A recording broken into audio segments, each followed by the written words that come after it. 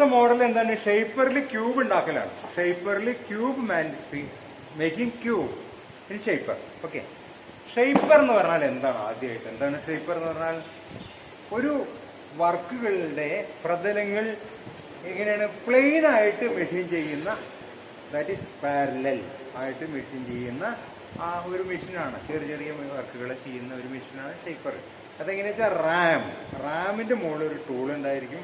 Tool ഇങ്ങനെ ഫ്രണ്ടിലേക്കും ബാക്കിലേക്കും move ചെയ്യുന്നുണ്ടാവും. Okay, tool ഫ്രണ്ടിലേക്കും ബാക്കിലേക്കും move ചെയ്യുന്നുണ്ടാവും. ഫ്രണ്ടിലേക്ക് വരുമ്പോൾ കട്ടെടുക്കും, ബാക്കിലേക്ക് പോകുമ്പോൾ കട്ടെടുക്കും.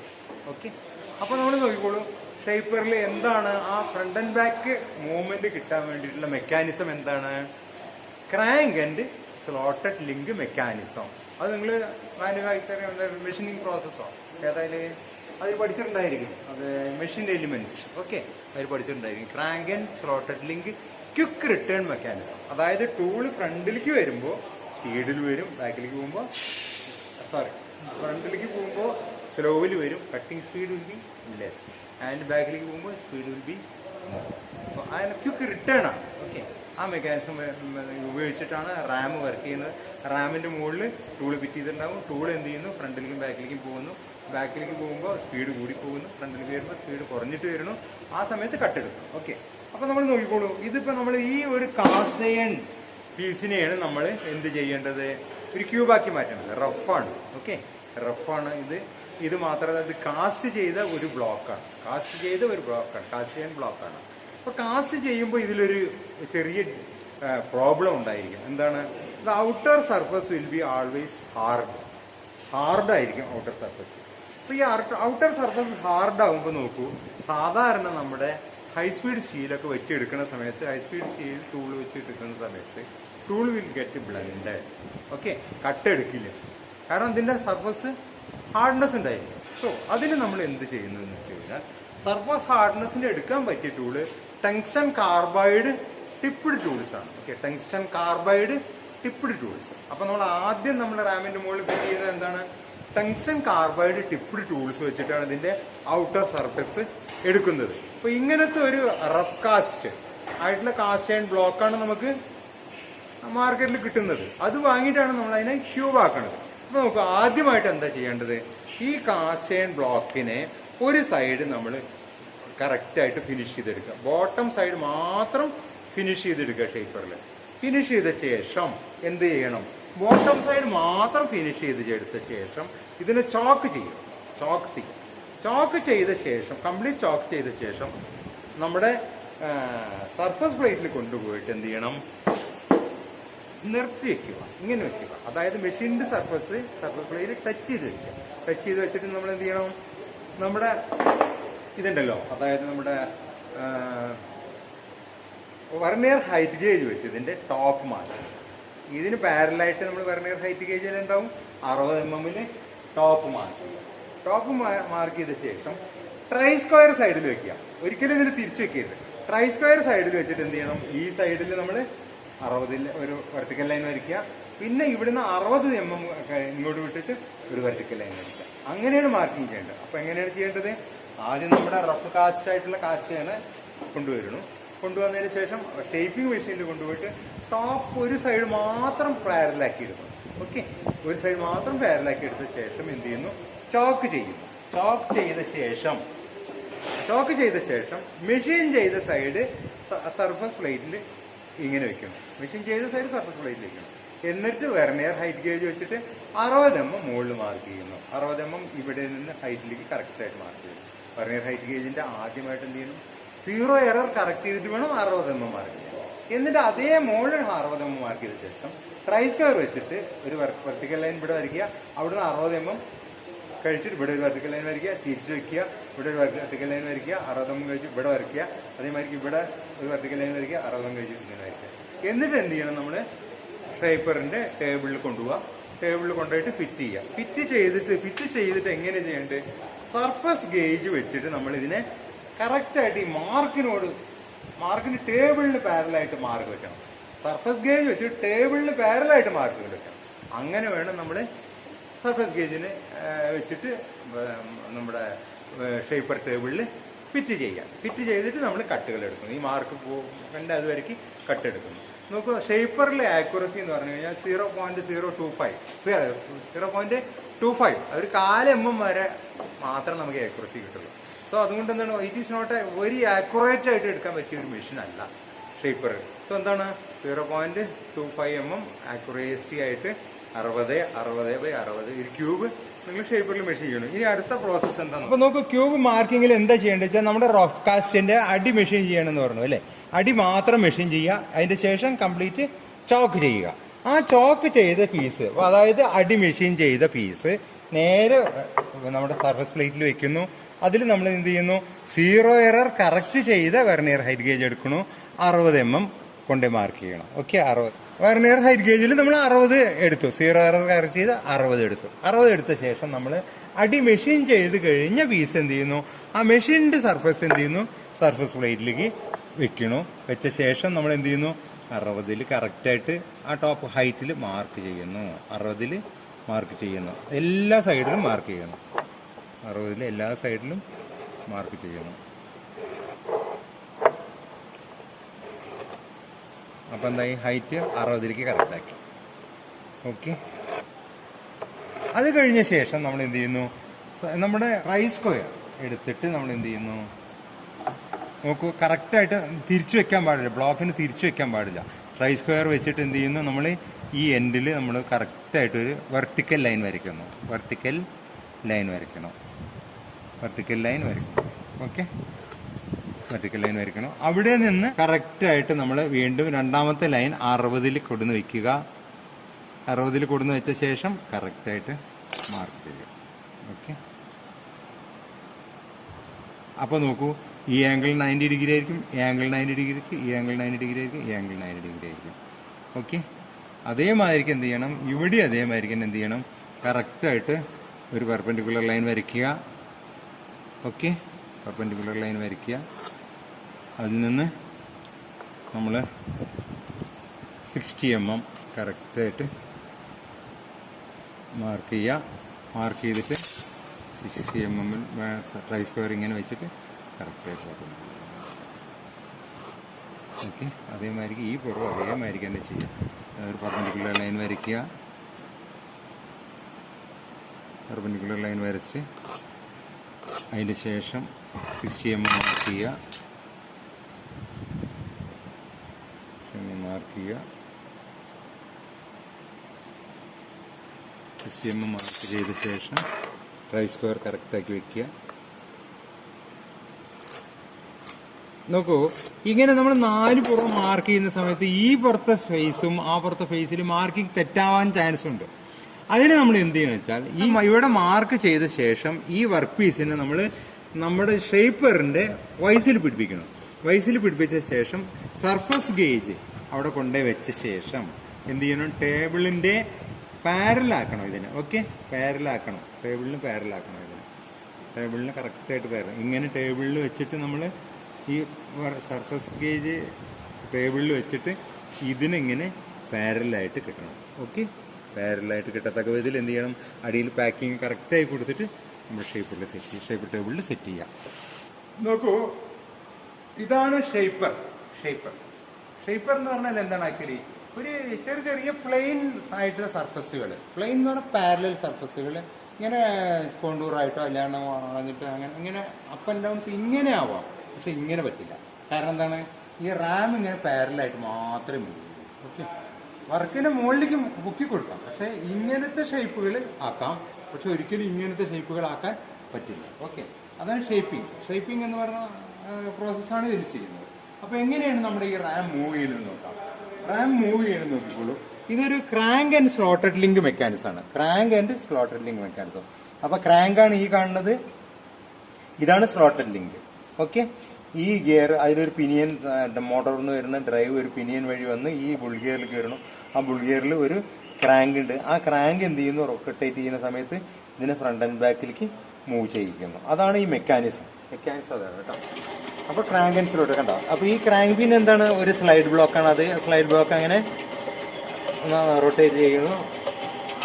പിനിയൻ ബുൾ ഗിയറിനെ റൊട്ടേറ്റ് ചെയ്യുന്നു. ബുൾ ഗിയറിൽ നിന്ന് ക്രാങ്കിലേക്ക് വരുന്നു. ക്രാങ്കിൽ നിന്ന് ഈ ഡൈ ബ്ലോക്കിലേക്ക് വരുന്നു. ഡൈ ബ്ലോക്ക് എന്ത് ചെയ്യുന്നു, ഈ സോൾഡർ ലിങ്കിൽ ഓടിക്കൊണ്ടിരിക്കുകയാണ്. അപ്പോൾ അങ്ങോട്ട് നോക്കിക്കോളൂ. ബാക്കിലേക്ക് അത് സ്പീഡ് കൂടി പോകും, ഫ്രണ്ടിലേക്ക് സ്ലോ സ്പീഡാണ്. ഓക്കെ, കട്ടിങ് സൈഡിലേക്ക് സ്ലോ സ്പീഡ്, ഓക്കെ, ബാക്കിലേക്ക് high speed. Okay, quick return mechanism.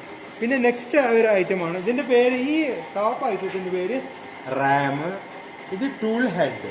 Okay, tool ഹെഡിനെ നമുക്ക് മുകളിലേക്കും താഴത്തേക്കും നോക്കൂ, ഈ വീല് ഉപയോഗിച്ചിട്ട് അല്ലെങ്കിൽ ഈ ഹാൻഡിൽ ഉപയോഗിച്ചിട്ട് മുകളിലേക്കോ താഴത്തേക്കോ നീക്കാം. അപ്പോൾ കട്ട് എക്സ്ട്രാ കൊടുക്കാനോ കൂടുതൽ കൊടുക്കാനോ. ഓക്കെ, പിന്നെ ഇത് ടേബിളാണ്. ഇത് ടേബിളാണ്. ഈ ടേബിളിന്റെ പൊസിഷൻ എന്ന് പറഞ്ഞു കഴിഞ്ഞാൽ ഈ റാമിന് പാരലാണ്. ഓക്കെ, റാമിന്റെ മൂവ്മെന്റിന് പാരലാണ് ഈ ടേബിൾ. ഓക്കെ, ഈ ടേബിളിന് 2 മൂവ്മെന്റ് ഉണ്ട്. ഇതാണ് നോക്കൂ, ഈ ടേബിളിനെ അങ്ങോട്ടും ഇങ്ങോട്ടും മൂവ് ചെയ്യാനുള്ള, that is left wise and right wise rotate ചെയ്താൽ എന്താവും, ടേബിൾ അങ്ങോട്ടും ഇങ്ങോട്ടും മൂവ് ചെയ്യും. നോക്കൂ, ഈ ഹാൻഡിലെടുത്ത് ഇതിലിട്ട് കഴിഞ്ഞാൽ എന്താണ്, table up and down movement കിട്ടും. അങ്ങനെ 2 മൂവ്മെന്റ് ആണ് ഈ ടേബിളിനുള്ളത്. ഒന്ന് left and right, up and down. Okay, നോക്കൂ. പിന്നെ നോക്കൂ ഡ്രൈവ് എങ്ങനെ വരുന്ന പോലെ. ഡ്രൈവ് നോക്കിക്കോളൂ, ഒരു മോട്ടോറിൽ നിന്ന് എന്താണ്, ഒരു ഹൈ ഡയമീറ്റർ ഉള്ള ഒരു പുള്ളി. അപ്പോൾ സ്പീഡ് ഇവിടെ റെഡ്യൂസ് ആവണം. ആ ഡയമീറ്റർ നോക്കിക്കോളൂ, ഇവിടേക്ക് വന്ന് ഇതിന്ന് എന്താണ് 4 സ്പീഡ് കൊടുത്തിട്ടുണ്ട്. ഈ 4 സ്പീഡ് നമുക്ക് ബെൽറ്റിനെ ഏതെങ്കിലും പുള്ളിയിലേക്ക് മാറ്റിയിടുന്ന സമയത്ത് സ്പീഡ് കൂടി കിട്ടും. അപ്പോൾ നമ്മൾ എന്താണ്, ട്രെയിനീസാണ്. അപ്പോൾ അതുകൊണ്ട് നമ്മൾ ഏറ്റവും സ്ലോവസ്റ്റ് സ്പീഡിൽ ഓടിക്കുക. ഏറ്റവും സ്മാളസ്റ്റ് പുള്ളി ഇവിടെ, ബിഗസ്റ്റ് പുള്ളി ഇവിടെ, അങ്ങനെയാണ് നമ്മൾ ഓടിക്കേണ്ടത്. ഓക്കെ, അപ്പോൾ നമ്മളിത് സെക്കൻഡ് പുള്ളിയിൽ ഇട്ടിറങ്ങുന്നത് വെച്ചാൽ കുറച്ച് ഫാസ്റ്റായി ഓടിക്കോട്ടെ എന്ന് വിചാരിക്കുന്നത്. അപ്പോൾ അത് നോക്കിക്കോളൂ. അപ്പോൾ ഇതെന്താണ് നോക്കിക്കോളൂ, ഈ വീല് എന്ത് ചെയ്യുന്നു, ഈ വീലിന്റെ എന്തിലൊരു പിനിയൻ ഉണ്ട്. ആ പിനിയനാണ് നമ്മൾ അവിടെ കണ്ട ആ ബുൾ ഗിയറിലേക്ക് ഡ്രൈവ് ചെയ്യുന്നത്. ആ ബുൾ ഗിയർ എന്ത് ചെയ്യുന്നു, ഒരു ക്രാങ്ക് പിൻ ഉണ്ട്. ആ ക്രാങ്ക് പിന്നിന് ഒരു ഡൈ ബ്ലോക്ക് ഉണ്ട്. ഡൈ ബ്ലോക്ക് എന്ത് ചെയ്യുന്നു, ആ സ്ലോട്ടർ ലിങ്കിൽ കൂടെ അപ്പ് ആൻഡ് ഡൗൺ മൂവ്മെന്റ് നേരത്തെ കണ്ടമായിരിക്കില്ല, അങ്ങനെ മൂവ് ചെയ്യുന്നു. ഓക്കെ, അപ്പോൾ നമ്മൾ നോക്കിക്കോളൂ, ഫ്രണ്ട് ആൻഡ് ബാക്ക് മൂവ്മെന്റിന് നമ്മളിവിടെ എന്ത് ചെയ്യുന്നു, ഇവിടെ ഈ ഒരു കട്ടിംഗ് ടൂൾ വെച്ചിട്ട് നമ്മൾ അതിനെ ഒരു കട്ടിംഗ് യൂണിറ്റ് ആക്കി മാറ്റുന്നു. ഓക്കെ, പിന്നെ നമ്മൾ നോക്കിക്കോളൂ, സ്ട്രോക്ക് കൂട്ടണമെന്ന് വിചാരിക്കാം. ഈ റാമിനെ നോക്കിക്കോളൂ, റാമിനെ നോക്കിക്കോളൂ, പൊസിഷൻ മാറ്റാൻ വേണ്ടിയിട്ട് നോക്കൂ, ഈ മുകളിലത്തെ ഈ ഹാൻഡിൽ സെലക്ട് ചെയ്ത് കഴിഞ്ഞാൽ എന്താണ്, നമുക്ക് ഈ റാമിനെ ഫ്രണ്ട് ആൻഡ് ബാക്ക് ഫ്രീ ആയിട്ട് മൂവ് ചെയ്യിക്കാം. റാമിനെ ഫ്രീ ആയിട്ട് മൂവ് ചെയ്യിക്കാം. ഓക്കെ, ഇനി നമ്മൾ എന്ത് ചെയ്യുന്നു, നമുക്ക് വേണ്ട പൊസിഷനിലേക്ക് ഇതിൽ കൊടുക്കുന്ന വെച്ചതിന് ശേഷം ഈ ഹാൻഡിൽ ടൈറ്റ് ചെയ്താൽ എന്താണ്, റാം നമുക്ക് വേണ്ട പൊസിഷനിൽ കൂടും. ഇനി നമുക്ക് ഇതിന്റെ സ്ട്രോക്ക് ലെങ്ത്, ദാറ്റ് ഈസ് നോക്കൂ, ഇത് ഏകദേശം 12 ഇഞ്ചോളം ഉള്ള സ്ട്രോക്ക് ലെങ്ത് ഉണ്ട്.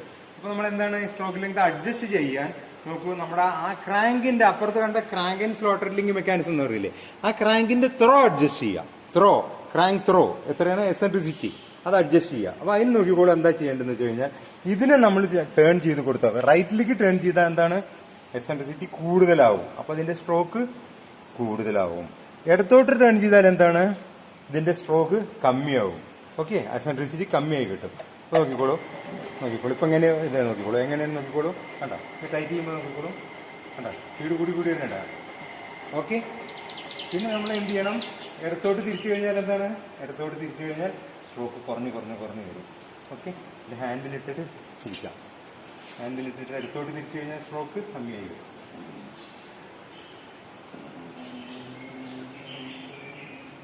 ഓക്കെ, അപ്പോൾ സ്ട്രോക്ക് കമ്മിയായില്ല. ഇനി നമുക്ക് കൂട്ടണമെന്നുണ്ടെങ്കിൽ എന്താണ്, ഈ ഹാൻഡിലിട്ടിട്ട് ഇതിനെ കുറച്ച് വലത്തോട്ട് തിരിക്കാം. കണ്ടോ, സ്ട്രോക്ക് കൂടെ നോക്കിക്കോളൂ, കണ്ടോ, സ്ട്രോക്ക് കൂടുന്നുണ്ടോ. ഒരിക്കലും മെഷീൻ ഓൺ ചെയ്ത് ഓപ്പറേറ്റ് ചെയ്യരുത്, ഞാൻ നിങ്ങൾക്ക് മനസ്സിലാവാൻ വേണ്ടി മാത്രം കാണിച്ചു തരാണ്. ഓക്കെ, അതിന്റെ ശേഷം നോക്കൂ, നമ്മുടെ വർക്ക് പീസിന് ഇതിൽ വെച്ച ശേഷം ഈ ടേബിളിന് നമ്മുടെ മാർക്ക് കണ്ടോ, നമ്മൾ അവിടെ സർഫസ് പ്ലേറ്റിൽ വെച്ച് മാർക്ക് ചെയ്തല്ലോ, വെർനിയർ ഹൈറ്റ് ഗേജ് വെച്ച് മാർക്ക് ചെയ്തത് ആക്ച്വലി പാരലാണോ നോക്കണം. ഏതിന്, ടേബിളിന് പാരലാണോ നോക്കണം. അതെങ്ങനെയാണ് നോക്കുക, ഇതിൽ നമ്മൾ നോക്കൂ, ഇങ്ങനെ വെക്കുക. ഇങ്ങനെ വെച്ച ശേഷം നോക്കൂ, ആ മാർക്കിൽ ഇത് കൊടുന്ന് വെക്കുക. ആ മാർക്കിൽ നമ്മൾ ഇതിന് പാരലായിട്ട് മൂവ് ചെയ്ത് നോക്കുക. ഓക്കെ, മൂവ് ചെയ്ത് നോക്കിയാൽ എന്താണ്, കറക്റ്റായിട്ട് ഇതിന് പാരലായിട്ടാണോ മൂവ് ചെയ്യണമെന്ന് വെച്ചാൽ നമ്മുടെ ടേബിളിന് പാരലായിട്ടാണ് നമ്മുടെ വർക്ക് പീസ് ഇരിക്കുന്നത്. ഓക്കെ, വർക്ക് പീസ് എടുത്ത് അങ്ങനെ സെറ്റ് ചെയ്ത ശേഷം എന്ത് ചെയ്യണം, ഹോൾഡർ വെച്ച് ഫുൾ ടൈറ്റ് ചെയ്യണം. അത് നമ്മുടെ ഹാൻഡിൽ വെച്ച് ഫുൾ ടൈറ്റ് ചെയ്യണം വർക്കിനെ. അതിന്റെ ശേഷം നമ്മൾ ഇത്രയും സ്ട്രോക്ക് നമുക്ക് ആവശ്യമില്ല, കുറയ്ക്കാം. പിന്നെ നമ്മൾ എന്ത് ചെയ്യുന്നു, ടൂളിനെ, ഇത് ഏത് ടൂളാണ് ഇത് പറഞ്ഞത്, നേരത്തെ പറഞ്ഞത് ടങ്സ്റ്റൺ കാർബൈഡ് ടിപ്പ്ഡ് ടൂൾ വെച്ചിട്ട് നമ്മൾ എന്ത് ചെയ്യുന്നു, കട്ട് കൊടുക്കണം. ഓക്കെ, ഡെപ്ത് ഓഫ് കട്ട് കൊടുക്കുക. ആദ്യം നമ്മൾ എന്ത് ചെയ്യണം വെച്ചാൽ ചെറിയ കട്ടുകൾ കൊടുക്കുക. സർഫസ് ലെവലായ ശേഷം നമ്മൾ കൈക്കട്ട് കൊടുക്കുക. ഓക്കെ, കണ്ടോ?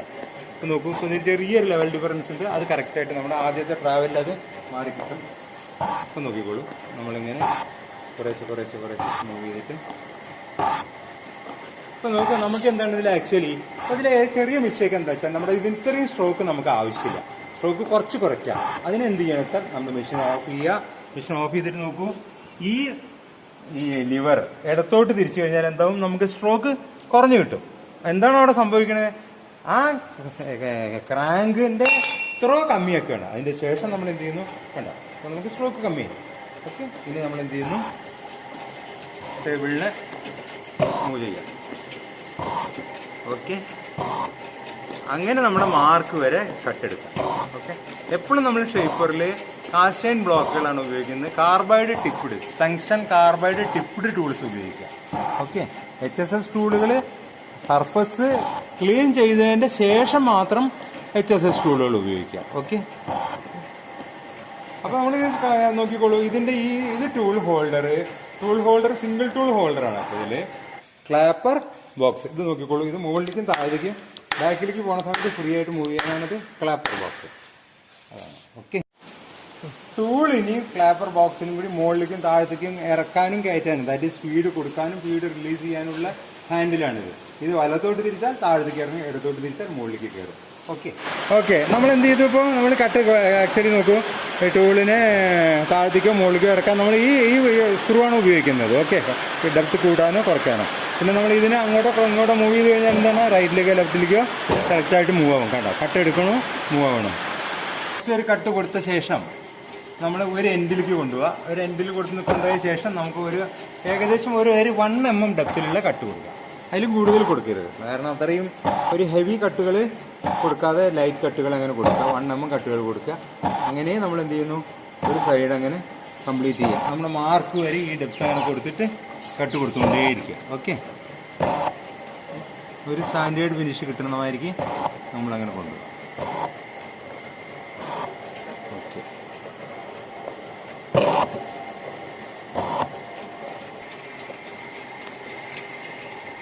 ഈ സർഫസ് അങ്ങോട്ട് ഒരു സൈഡ് ഫിനിഷായി ആ മാർക്ക് വരെ പോയ ശേഷം സ്റ്റോപ്പ് ചെയ്യുക. സ്റ്റോക്കിനെ കഴിച്ചെടുക്കുക. വർക്കിനെ കഴിച്ചെടുത്തിട്ട് നോക്കൂ, നേരെ നമ്മൾ ട്രൈ സ്ക്വയറൊക്കെ വെച്ച് മാർക്ക് ചെയ്തിട്ടില്ലേ, ആ മാർക്ക് ചെയ്ത ലൈനിലേക്ക് കൊണ്ടുവരാം. ഇങ്ങനെ വെക്കുക. ടൈറ്റ്, ഒരു മീഡിയം ടൈറ്റ് ചെയ്യുക. നമ്മൾ സർഫസ് ഗേജ് വെച്ചിട്ട് വീണ്ടും നേരത്തെ മാതിരിക്ക് എന്ത് ചെയ്യണം, നമ്മളുടെ മാർക്കിങ് ടേബിളിന് പാരലാണോ നോക്കണം. ഓക്കെ, നോക്കൂ, മാർക്കിങ്ങിലേക്ക് നമ്മുടെ സ്ക്രൈബർ കറക്റ്റായി കൊണ്ട് മാച്ച് ചെയ്യിക്കുക. എന്നിട്ട് ഈ എൻഡ് വരെ മൂവ് ചെയ്ത് നോക്കുക. ഓക്കെ, പെർഫെക്റ്റ്ലി ഓൾ റൈറ്റ് ആണെന്നുണ്ടെങ്കിൽ മാത്രം ടൈറ്റ് ചെയ്യുക. അല്ലെങ്കിൽ എന്ത് ചെയ്യണം, അതിൻ്റെ ഉള്ളിൽ പാക്കിങ്സ് വെച്ചിട്ട് അതിനെ ലെവൽ അഡ്ജസ്റ്റ് ചെയ്യണം. ലെവൽ അഡ്ജസ്റ്റ് ചെയ്ത് ഫുൾ ടൈറ്റ് ചെയ്യുക. ഫുൾ ടൈറ്റ് ചെയ്ത ശേഷം എപ്പോഴും നമ്മൾ വർക്ക് സ്റ്റാർട്ട് ചെയ്യുന്നതിൻ്റെ മുമ്പ് കൈ കൊണ്ട് നമ്മൾ ആക്ച്വലി ഒന്ന് ഫീൽ ചെയ്യണം. ആക്ച്വലി എങ്ങനെയാണ് ഇത് മൂവ് ആവണുണ്ടോ ഇല്ല എന്നുള്ളത് കറക്റ്റായിട്ട് ഫീൽ ചെയ്യണം. ഫീൽ ചെയ്തിട്ട് വേണം നമ്മൾ മൂവ് ചെയ്ത് നോക്കാൻ. ഇല്ലെങ്കിൽ എന്താ, ടൂള് ചിലപ്പോൾ ഇടിച്ച് കയറി നിൽക്കും, അല്ലെങ്കിൽ മെഷീൻ വന്ന് ഇടിച്ച് നിൽക്കും, ടൂള് പൊട്ടിപ്പോകും, അതെല്ലാം പോകും. കൈ കൊണ്ട് ഫീൽ ചെയ്യുക. ആദ്യം നോക്കട്ടെ. ഓക്കെ, ഇങ്ങനെ കൊണ്ടുപോയി നോക്കും, ഫീൽ ചെയ്ത് നോക്കാം കട്ട് എടുക്കണുണ്ടോ. ഓക്കെ, കട്ട് എടുക്കാൻ പാടില്ല, അങ്ങനെ ജസ്റ്റ് ടച്ച് ചെയ്ത് പോവുക. എന്നിട്ട് പിന്നെ നമ്മൾ എന്ത് ചെയ്യണം, മെഷീൻ ഓൺ ചെയ്യുക. ഇതിൽ ചെയ്തതിൽ കണ്ടോ ചെറിയൊരു എറർ എന്താണെന്ന് വെച്ചാൽ ഇത് കണ്ടോ, വന്നിട്ട് ഇതിൽ മുട്ടുന്നുണ്ട്. ആ അങ്ങനെ മുട്ടുന്ന സമയത്ത് എന്ത് ചെയ്യണം, നിർത്തിയിട്ട് എന്ത് ചെയ്യണം, നമ്മൾ റാമിനെ കുറച്ച് ബാക്കിലേക്ക് മൂവ് ചെയ്യണം. റാമിനെ കുറച്ച് ബാക്കിലേക്ക് മൂവ് ചെയ്യാം. ഓക്കെ, പിന്നെ മുട്ടില്ല. ഓക്കെ, ഇനി നമ്മൾ എന്ത് ചെയ്യണത്, ലൈറ്റായിട്ട് ടച്ച് കൊടുക്കുക, ലൈറ്റ് കട്ടുകൾ കൊടുക്കുക. നമ്മൾ ശരിക്കും ഇതിൽ ഫീഡ് ചെയ്യുക. ഓക്കെ,